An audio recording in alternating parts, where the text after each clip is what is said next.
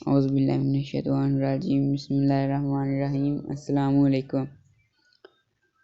ایک روایت میں آتا ہے کہ ایک روز صبح کے وقت امیہ بن خلف اپنے دوسرے ساتھیوں کے ساتھ، جن میں قریش کے بڑے بڑے سردار ابو جہل، ابو لہب، ابو سفیان وغیرہ شامل تھے، کو لے کر کعبۃ اللہ شریف میں چلا گیا۔ ان کے چلنے جانے سے ان کے غلاموں کو سکون کے کچھ لمحات میسر آ گئے۔ ان غلاموں میں حضرت سیدنا بلال حبشی بھی شامل تھے۔ وہ سب آرام کی خاطر ایک آرام دہ اور سایہ دار درخت کے نیچے بیٹھ گئے اور آپس میں مصروف گفتگو ہو گئے۔ انہیں وہاں قریش کے سرداروں کی باتیں سنائی دے رہی تھیں اور وہ نعوذ باللہ حضور سرور کائنات حضرت محمد صلی اللہ علیہ وآلہ وسلم کا تمسخر اڑا رہے تھے۔ ابو جہل کہہ رہا تھا کہ اچھا تو وہ واقعی خدا سے باتیں کرتا ہے۔ ابو سفیان کہہ رہا تھا کہ وہ ایک خدا کے سوا کسی دوسرے خدا کو نہیں مانتا۔ اگر ہم نے اس فتنے کو نہ روکا تو ہمارے خدا ہم سے ناراض ہو جائیں گے اور اپنی رحمتیں کسی اور شہر پر نچھاور کرنے لگیں گے۔ امیہ کہہ رہا تھا کہ وہ اگر اللہ کا رسول ہے تو پانی پر کیوں نہیں چلتا۔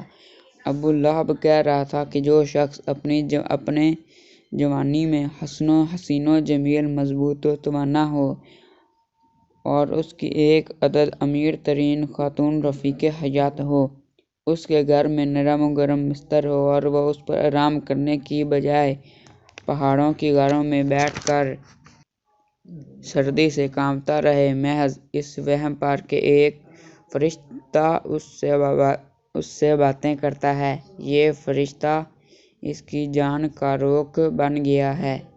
حضرت بلال حبشی رضی اللہ تعالیٰ عنہ کی سماعتوں سے ان کے الفاظ ٹکرائے اور اسلام کے یہ الفاظ ان کے دل میں اترتے چلے گئے اور کفر و شرک کے اندھیروں میں ایمان کی جھلک نظر آنے لگی۔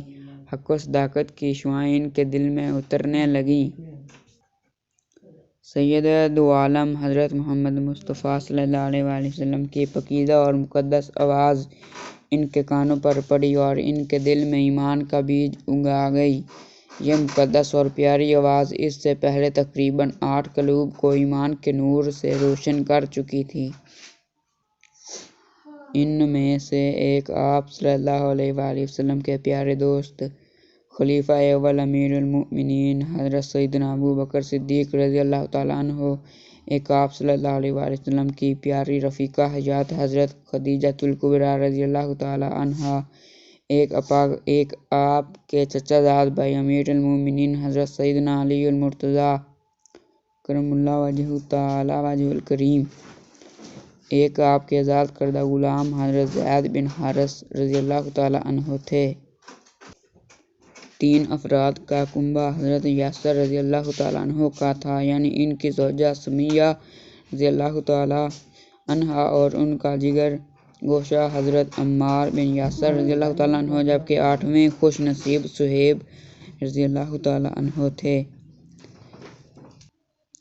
ان خوش نصیبوں کے بعد ایک اور خوش نصیب غلام کی باری تھی، ایک ایسا غلام جو غلامی اور کفر و شرک کی زنجیروں سے آزاد ہو رہا تھا۔ جب حضرت یاسر رضی اللہ تعالیٰ عنہ کے خاندان نے اسلام قبول کیا تو مشرکین نے ان پر ظلم و ستم کے پہاڑ توڑ ڈالے اور اسی ظلم و ستم کے نتیجہ میں وہ شہید ہو گئے۔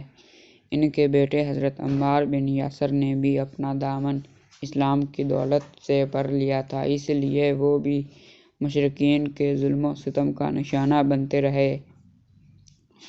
مشرکین ان کو پکڑ کر لے جاتے اور ان پر بدترین تشدد روا رکھتے تھے۔